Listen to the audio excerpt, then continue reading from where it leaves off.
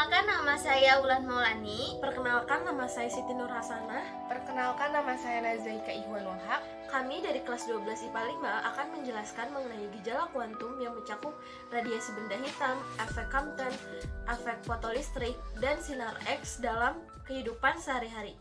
Berikut penjelasannya. Nah, untuk materi yang akan saya jelaskan adalah mengenai radiasi benda hitam. Apa sih radiasi benda hitam itu? Istilah benda hitam atau black body pertama kali dikenalkan oleh fisikawan Gustav Robert Kirchhoff pada tahun 1862. Benda hitam adalah benda ideal yang sebenarnya tidak ada.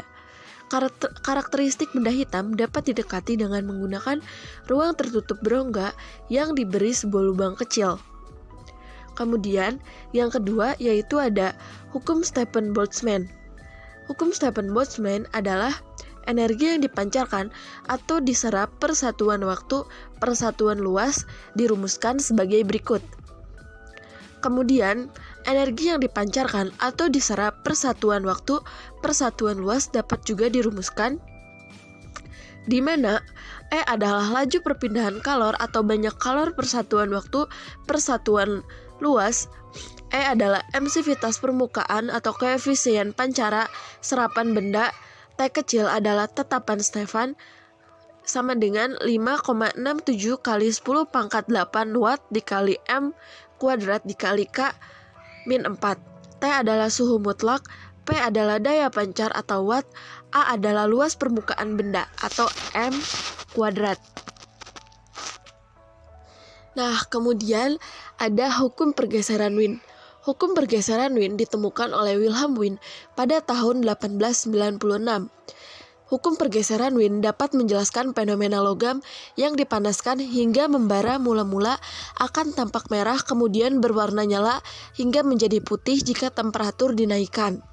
Dan dirumuskan lambda M dikali T sama dengan C, di mana lambda M adalah panjang gelombang pada energi pancar maksimum atau M, T adalah suhu atau K, C adalah tetapan pergeseran Wien atau 2,898 dikali 10 pangkat min 3 M. Nah, untuk penerapan dalam kehidupan sehari-harinya, yaitu ketika kita mengenakan baju berwarna hitam akan terasa lebih panas karena warna hitam itu sendiri menyerap sinar matahari.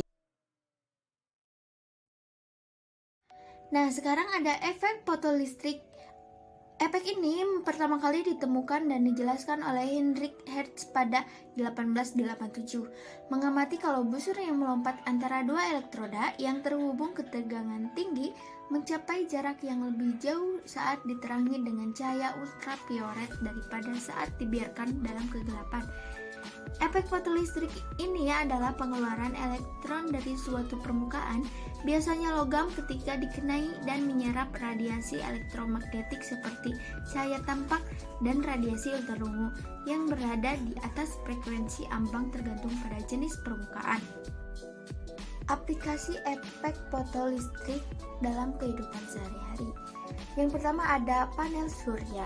Sel surya atau fotovoltaik memanfaatkan efek fotolistrik untuk membangkitkan arus listrik dari cahaya matahari. Nah, efek fotolistrik muncul ketika cahaya tampak atau radiasi ultraviolet jatuh ke permukaan benda tertentu. Cahaya atau radiasi mendorong elektron keluar dari benda tersebut yang jumlahnya dapat diukur dengan meteran listrik. Yang kedua ada dubbing film. Suara dubbing film direkam dalam bentuk sinyal optik di sepanjang pinggiran keping film. Pada saat film diputar, sinyal ini dibaca kembali melalui proses efek fotolistrik dan sinyal listriknya diperkuat dengan menggunakan amplifier tabung sehingga menghasilkan film bersuara. Dan yang ketiga ada kamera CCD dan pemindai kode batang.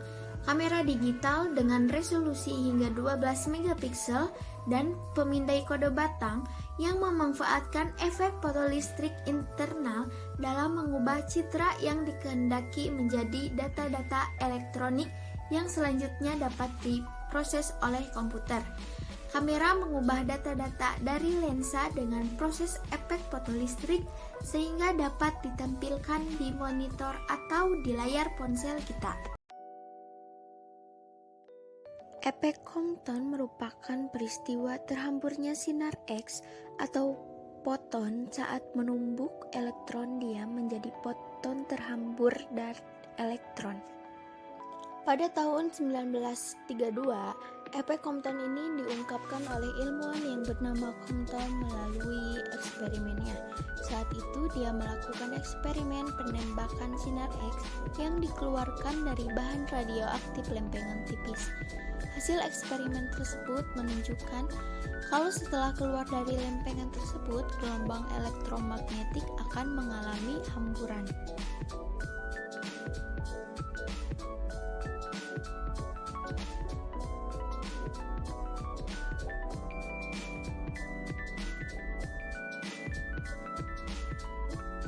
Dalam penerapan Compton, di sini ada teleskop Compton atau COMTEL. Teleskop pancar Compton biasanya memiliki dua tingkat instrumen. Pada tingkat atas, sinar gamma Compton menyebar kosmik dari sebuah elektron dalam satu scintillator. Foton tersebar kemudian bergerak ke bawah ke tingkat kedua, bahan scintillator yang benar-benar menyerap foton tersebar. Kemudian ada NCT, teleskop Compton nuklir atau NCT adalah ia ditanggung balon ray lembut 0,215 MeV. Teleskop dirancang untuk mengetahui sumber astrofisika dari garis emisi nuklir dan polarisasi Y-ray. Selanjutnya, sinar X. Pengertian sinar X. Sinar X merupakan gelombang elektromagnetik. Sinar X mempunyai panjang gelombang 10⁻⁻12 sampai dengan 10⁻⁸ m dan frekuensi sekitar 1016 hingga 1021 Hz.